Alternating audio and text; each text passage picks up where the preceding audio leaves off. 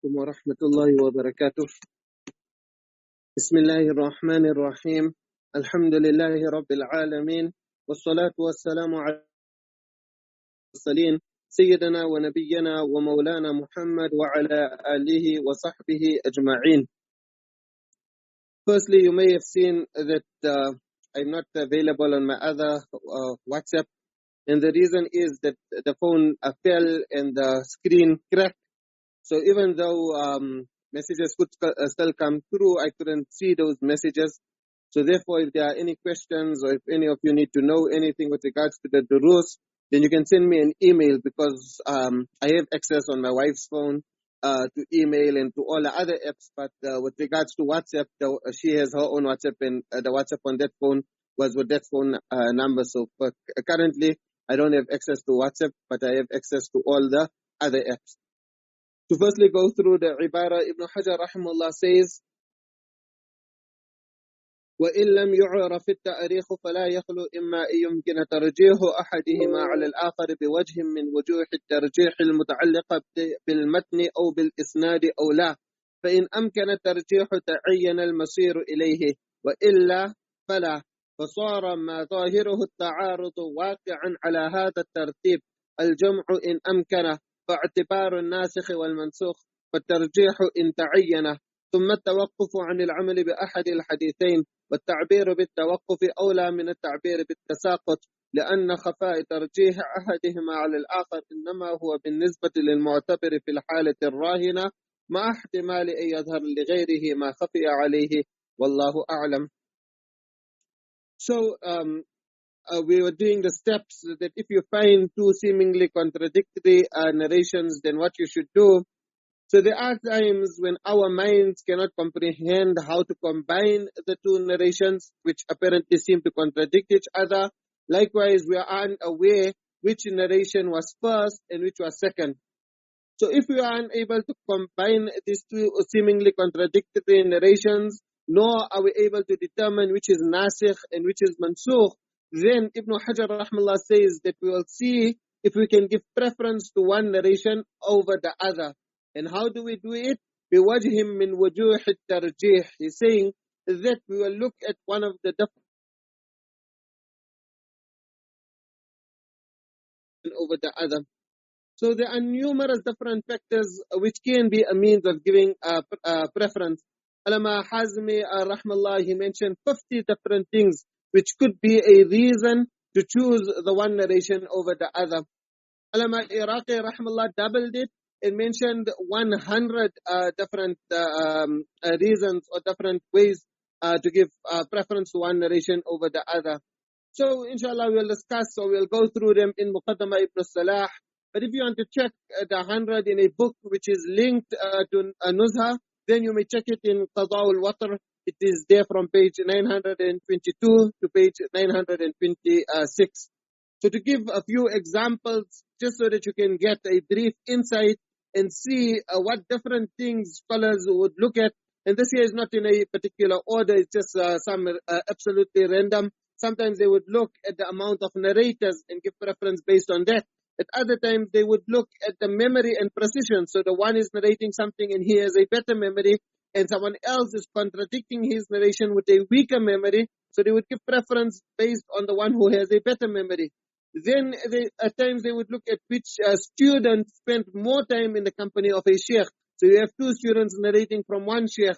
One spent years in his company, and another came briefly, he was visiting the area, he spent a few moments and he got a narration. Now at the time of contradiction, you give preference to that a narrator who spent more time in the company of that particular sheikh from who is narrating the hadith. Then at other times they would look at which sanad is shorter, so ulul isnad. If it was a narration with regards to fiqh, then they would look at which narrator has more faqaha. And this here is actually a very important principle within the Hanafi madhab. At times they would look at who is more pious and more cautious than the other. At other times they would see who is more famous for his honesty. Likewise, you give preference to a narration which is transmitted by someone from the Ahlul Sunnah rather than a narration which is narrated from someone who is from Ahlul Bid'ah. The lesson we done that Ta'akhurul Islam is not a proof to show or to denote upon nasakh, but whilst it does not necessarily denote upon nasakh, it could be giving it could be a reason for giving preference to that narration. And I like that 100 different reasons. So many reasons to give preference to one narration over the other. But then as Sheikh Nuruddin Itr mentions here in the footnotes that Allama Suyuti Rahmallah summarized them all and put them into 7 main categories. So again we'll discuss this in more detail when we do Muqaddamah Ibn Salah. It is in chapter 36.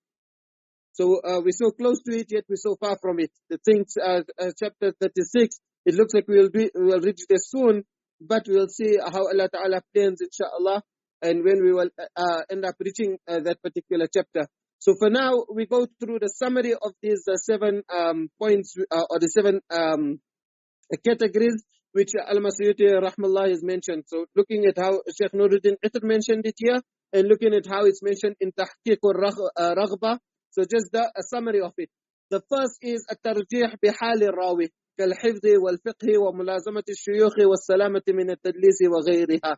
So you give preference looking at the rawi, it is memory, it is faqahat, the amount of time he spent in the company of the sheikh, whether he was one who would not make so much tadlis, he would not hide the name of the person who is narrating to him, especially if that person was weak. So that's the one category. The second category is الترجيح بطريق المتحمل. So how how did the narrator obtain the narration? Did he hear it? Did he just get ijazah without hearing it? Was it written to him? So preference is based on that. Obviously the one who actually heard it, his narration would get preference over the others. Then الترجيح بكيفية الرواية, the method in which he is now conveying that narration. كالمروي باللفظ, is he when he is transmitting it, is he quoting it verbatim? Is he just quoting the meaning? How exactly is he how he is transmitting the narration? Then الترجيح بوقت الورود, that at times you will see the time of the narration. So if it was a Madani narration and you know for sure that the other one happened in Mecca, then it's obvious, and if there's some indicator to show you that it was in the early stages of Islam and not in Hajjatul Wada, etc., then you give preference to the Madani narration. Then the 5th category is الترجيح بلفظ الخبر, that you focus on the words of the narration. So you give preference to khas over am, you give preference to haqiqat over majaz, etc. The 6th is الترجيح بالحكم, that you look at the ruling which is derived from that particular narration. So you know, first, before Nabi sallallahu alaihi wasallam, everything was permissible. Everything used to be permissible. Whatever they wanted to do, they could do. Then when Nabi sallallahu alaihi wasallam came, Nabi sallallahu alaihi wasallam now started to put laws in place and started to place prohibitions. So based on that, a narration which has a prohibition would be given preference over a narration which shows permissibility. And also then there is more caution that if you have to practice upon something which is prohibited, you will get sin. But if you don't practice upon that which is permissible, then you will not get any sin. So therefore they would give preference to the harder ruling, or to the more difficult ruling. And then the last category which Al-Masuyuti Rahmallah put all of it into is الترجيح بأمر خارجي. So that you look at some outer factor. For example, how it conforms with the Quran, or how it conforms with other Ḥadīth of Nabi sallallahu alayhi wasallam, etc. Ibn Hajar Rahmallah, he puts all of these into 2 categories, and he says now that al-muta'alliqa bil-matni. So he's saying that either it could be you are looking at the matan of the narration, at the text of the narration. So Mullah al-Qari Rahmallah explains this here, كَكَوْنِهِ مَتْنًا اتَّفَقَ عَلَيْهِ الشَّيْخَانِ مَثَلًا وَهَذَا عَنِ الشَّافِعِ وَأَتْبَاعِهِ. He say maybe it is a text which comes in Sahih al-Bukhari and Sahih Shafi'i scholars, those who follow. So they say هذا عن الشافعي وأتباعه. This is not a very precise way of putting it, because Imam Shafi'i rahmallah passed away when Imam Bukhari rahmallah was only 10 years old, and he passed away before Imam Muslim rahmallah was even born. So, and then even Shafi'i scholars who came thereafter, like Imam Nawawi rahmallah, whose view and whose verdicts holds a lot of status in the madhab, they clearly refuted this here. And then also from a practical point, the reality is that when you read Sahih al-Bukhari, then you find that there are so many narrations which Shafi'is do not practice upon. So all that we discussed in detail. But that is one reason which the latter Shafi'is would probably look at. Okay, when we were discussing Muqaddamah ibn Salah and when we were discussing here the author Ibn Hajar, we mentioned that both of them were senior muftis.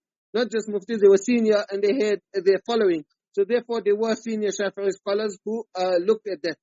وكأن يكون مدلوله الحظر على ما مدلوله الإباحة للاحتياط. That's what we just explained now, that you give preference to prohibition over permissibility. وهذا عند أبي حنيفة وأصحابه. So we'll discuss more on the Hanafi view at the end, inshallah. Sheikh Abdul Majid al-Turkumani, he derived 23 different ways in which Hanafis give preference because of the matan. So if in his dirasat fi usul al-hadith ala manhaj al-Hanafiyya, and I'm sure all of you have this. If you don't have it, then it's the next kitab which you have to buy, because obviously it's so much detail and so much research with regards to the Hanafi viewpoints in usul. So he mentions on page 510 that الترجيح يكون في موضعين في المتن وفي السند أما في المتن فعلى 23 وجها. So 23 different ways, and then he mentions the 23 different ways in which preference is given just by focusing on the text of the narration. Then Ibn Hajar rahmallah says here, أو بالإسناد, or maybe there could be preference because of the sanad. Now here when he says أو بالإسناد, the meaning of this here is broad. Different meanings which you can take from this word أو بالإسناد. So depending which meaning you take, you can either accept or reject what Ibn Hajar rahmallah is saying. Alama Qasim rahmallah, he took the meaning of this, that we're giving preference to one narration which is stronger over the other narration. And then he compared that with what Ibn Hajar rahmallah mentioned in the beginning here on page 76, وَإِنْ عُورِضَ فَلَا يَخْلُ إِمَّا أَن يَكُونَ مُعَارِضُ مَقْبُولًا مِثْلَهُ أَوْ يَكُونَ مَرْدُودًا فالثاني لا أثر له لأن القوي لا يؤثر في مخالفة الضعيف وإن كانت المعارضة بمثله. So this is what he's saying, that and you remember there we explained that as long as it falls under the ambit of maqbul narrations, whether it's Hasan which is contradicting Sahih, we explained all of that in detail. So he's saying that from the beginning he told us that as long as it's maqbul, there could be contradiction, and we're looking at the other factors. So now he's saying that قد يقال هذا مما لا معنى له. Now what you are saying here, that you're giving preference to a stronger sanad, it has no meaning. لأن ركن المعارضة تساوي الحجتين في الثبوت، فإذا كان أحد السندين أرجح لم تتحقق المعارضة. انتهى. Here, if you are saying that Obil is not, then the meaning in light of what you said earlier would mean that the one is authentic and the other one is rejected. That's the meaning based on that earlier statement, because it can't be Hasan and Sahih or Asahhu Sahih and Sahih, otherwise it contradicts that what the opening word. So to understand it easier, Mullah al-Qari explained it. وأيضا يناقض كلامه ما قال في تقرير المقبول حيث جعله مقسما ثانيا أن المراد به أصل القبول لا التساوي فيه حتى يكون القوي ناسخا للأقوى بل الحسن يكون ناسخا للصحيح. Or as we explained, that if it's a Hasan narration, it could abrogate something which is more Sahih. So you don't look at them sanad. So this here is the one way of looking at the meaning of the Obil Isnad. But then there is another meaning which you can take, and that would mean that it refers to all other aspects which relates to the sanad. So like Alama Laqani rahmallah says, like when you are looking at memory, then that is based, you can derive that from the sanad. وَزِيَادَةِ الْعَدَالَةِ. And when you are looking at who was more pious and more who had better integrity. So Mullah Ali Qari rahmallah then himself gave more examples. وككونه بإسناد اتصف بالأصحية مثلا وكون أحدهما سماعا أو أرضا. All that which you explained from that 7, that way one has heard the narration and the other got it maybe through Ijāzah, or maybe it was written to him, or whether it was wijada. We'll discuss all of this here. وكون راوي أحد الحديثين أكثر عددا من الآخر, where one sanad has more narrators than the other, etc. So now you can use your mind and you can broaden it and add as many of the 100 which Ulama Iraqi rahmallah said. You can add you can go through that 100 and choose some and put them under matan and some and put them under sanad. Again, if you look Sheikh Abdul Majid al-Turkumani, he after studying all the different so many different books within the Hanafi madhab, he mentioned 16 different ways. والموضع الثاني هو الترجيح في السند وهو على 16 وجها. So he mentions this here in his dirasat. Now Ibn Hajar then continues by saying فإن أمكن الترجيح تعين المسير إليه وإلا فلا.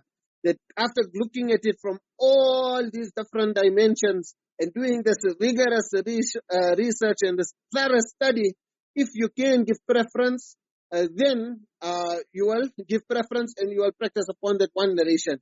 وَإِلَّا فَلَا. But if you cannot give any preference to one narration, then you are not forced to choose one over the other. فَصَارَ مَا ظَاهِرُهُ التَّعَارُضُ وَاقِعًا عَلَى هَذَا التَّرْتِيبِ. So now he's summarizing all that he said, that when you find something, again he's using the word ظَاهِرُهُ, he's highlighting that the contradiction only seems apparent. It is our feeble minds that we cannot comprehend how the two narrations correspond with each other. So he says it will be according to this tartib. And this tartib which he's mentioning here is according to Shafi'is, according to Muhaddithun, and according to Hanbalis and Malikis. But the Hanafis differ, and like I said, we'll inshallah discuss about that later.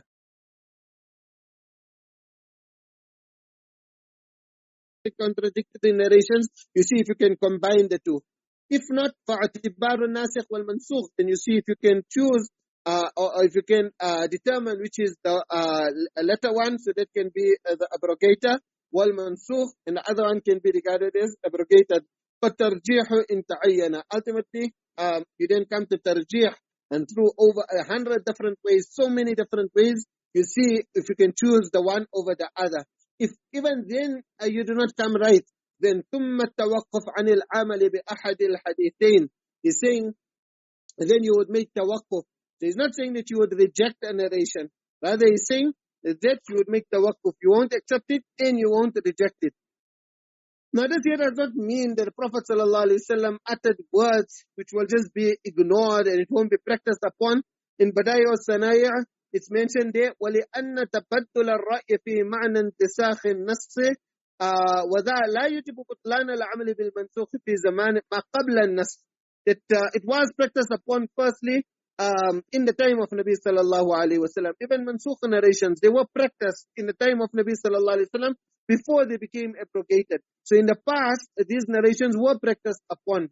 Then at present also, you can see in this next paragraph there, he's saying, أَيَظْهَرَ لِغَيْرِهِ مَا خَفِيَ عَلَيْهِ. Maybe other scholars do not see any contradiction between these two narrations. Or maybe they know how to combine the two narrations, or which narration to give practice upon.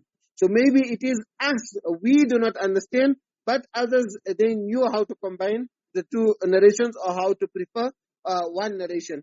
And then also he says, فِي حَالَةِ الرَّاهِنَةِ, that in the present, at present we don't know. Maybe later in life we will be able to, Allah Ta'ala will make it clear for us. So then we might be able to understand how there is no contradiction, or how we can combine the two narrations, or how we can give a preference. So therefore Mullah Ali Qari rahmallah explains this by saying, حَتَّى يَظْهَرَ حُكْمُهُ. We make tawaqquf until it will become apparent. وَيَتَبَيَّنَ أَمْرُهُ. Because obviously every scholar and every muhaddith was studying all the time until, or maybe you will do further research, you will go through more books, you will learn of more ahadith, and then you will be able to give preference to one over the other.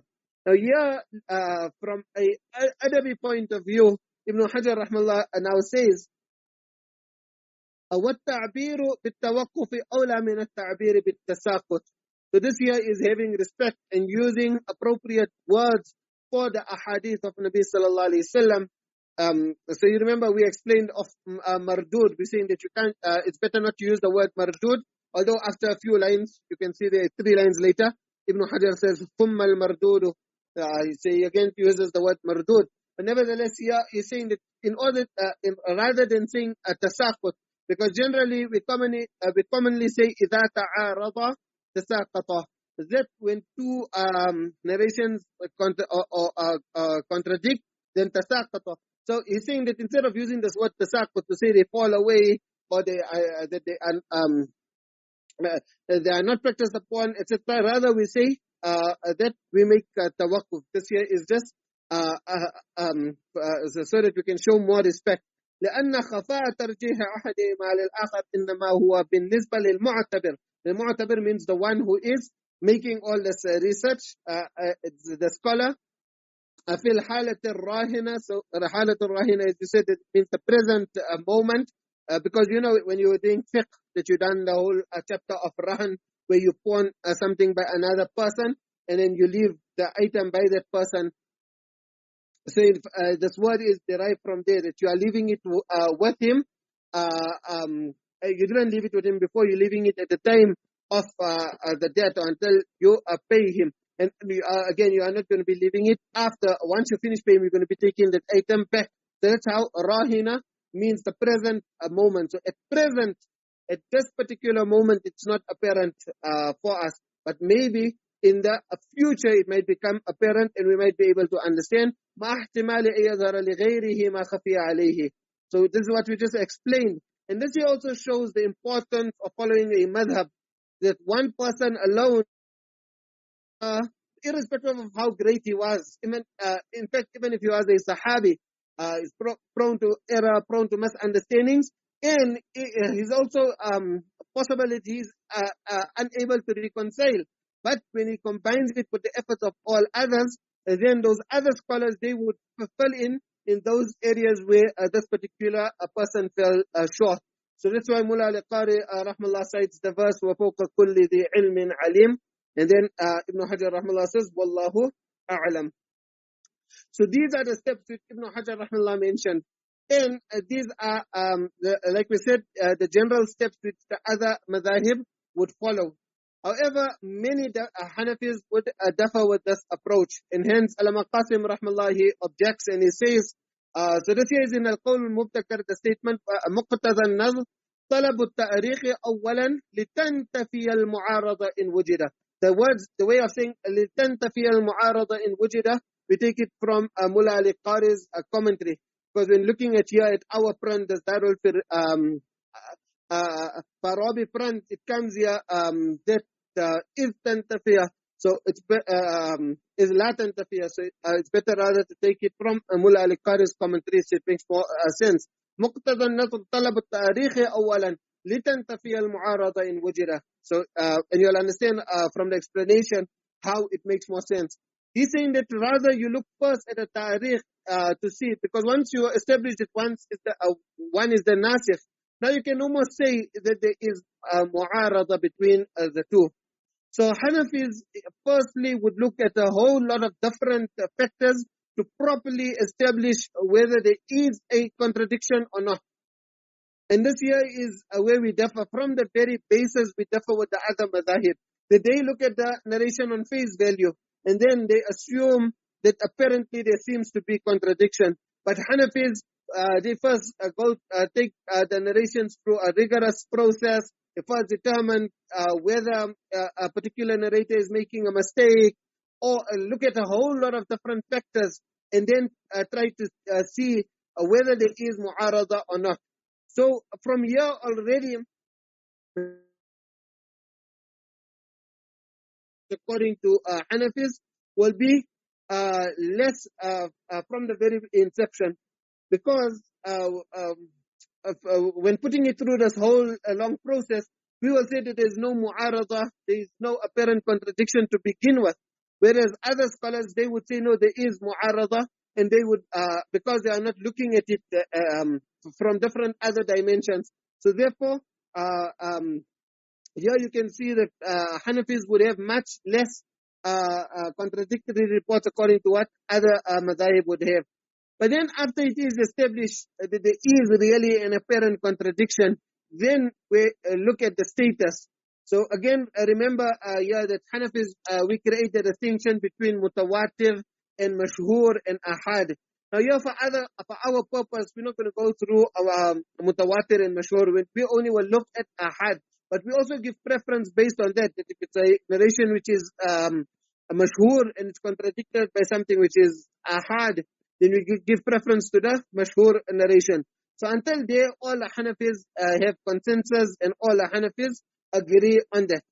But then, once an in-depth analysis is done on the ahad narrations, and it is proven that really there is a contradiction, then we find that the earlier scholars, they mention similar steps to what Ibn Hajar rahmallah just said.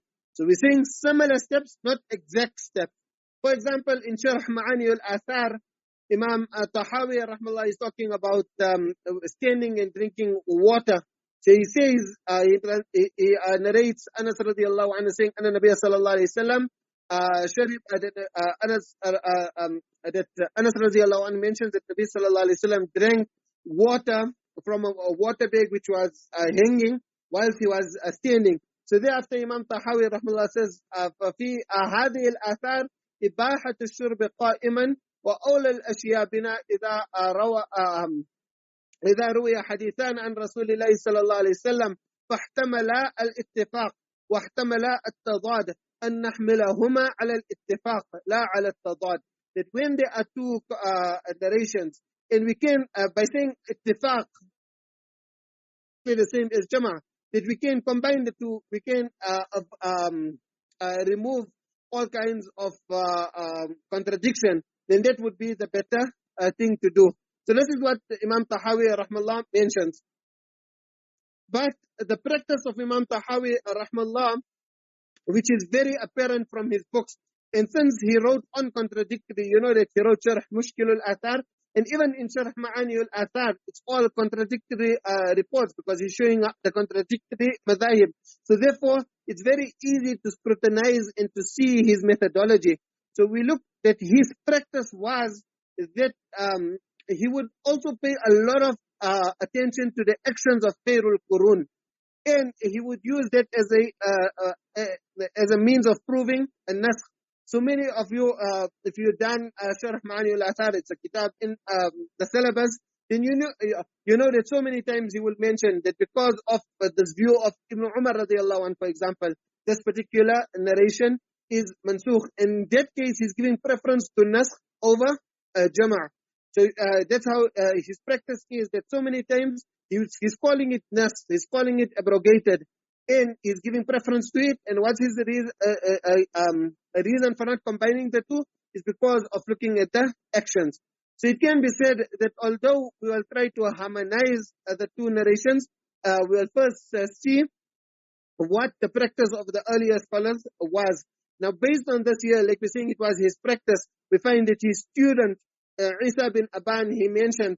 So, as we mentioned in the beginning, that we don't have the exact books of Isa bin Aban, but Allama Jassas al-Razi quotes him. So, Allama Jassas al-Razi said, وَقَدْ ذَكَرَ عِيسَى بْنُ أَبَانَ حُكْمَ الْخَبَرَيْنِ الْمُتَضَادَّيْنِ فجعل أحد الأسباب المقوية لأحدهما وجود عمل الناس دون الآخر. You can see lots, and obviously they say he's in Khairul Qurun. So he does it with the actions of Tabi'in and with the actions of Sahaba. That we look that if the people are practicing on the one over the other. So it's very similar to, Imam Malik has Amalu Ahl al-Madinah. But here he's taking it as Amalun Nas. So we are not restricting it to a particular place. Like where the Malik دون الآخر فيكون المعمول ثابت الحكم ناسخا والآخر منسوخا إن صحت في الأصل روايته. So again, إن صحت في الأصل روايته.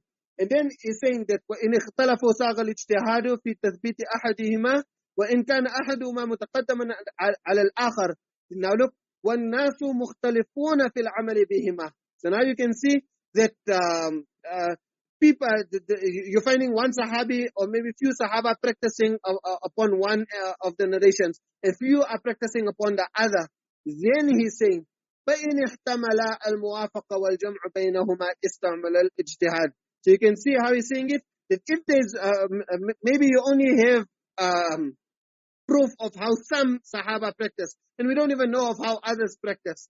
Then, because we have this on how some of them practice, so we'll give preference to that, and we will, in that case, we are considering his particular practice to be a nasikh, because it's corroborating that narration, and that narration then it becomes the nasikh. So the practice of the Sahabi with that narration becomes a nasikh, and therefore throughout Sharh Ma'ani al-Athar, you will see that this narration abrogates that narration. This narration abrogates that narration. So he's giving preference to abrogation, but when? Only when it's supported with the amalun nas, meaning the practice of Sahaba and Tabi'in. In that case, he will give preference to naskh, and he will choose it over jama'ah. That means once you find that Sahaba radiallahu anhum are differing, some are practicing upon the one report and others are practicing upon the other, then only you would go to jama'ah. So this here explains his statement of Sharh Ma'ani al-Athar, and we'll explain what other earlier scholars said on Saturday, inshaAllah. Until then, jazakumullah khairan. Assalamu alaikum wa rahmatullahi.